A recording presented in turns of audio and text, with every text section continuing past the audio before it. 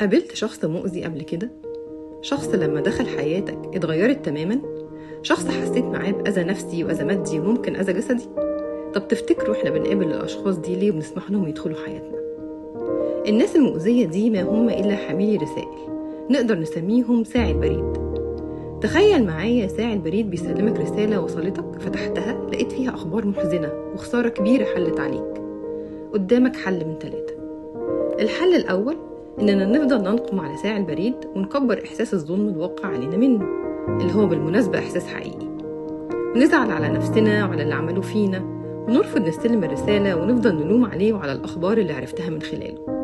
الحل التاني إننا نقدر نسيبه وما نستلمش منه رسالة ونقوله لا خلاص امشي، مش عاوز منك حاجة، وده معناه إنه هيمشي، لكن هتتبعت الرسالة هي والمرة اللي بعدها رسالة أصعب بس مع ساعي بريد تاني.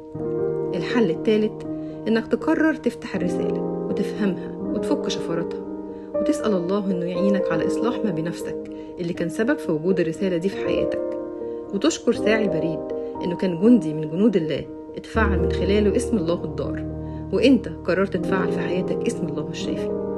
إحنا في مدرسة الجراحة النفسية بنساعدك بتقنيات مدروسة بفضل الله وسنده ودعمه للوصول لحل شفرات رسالتك بنفسك اللي بتساهم في تطورك وتمدد وعيك والتعرف على ذاتك الحقيقية.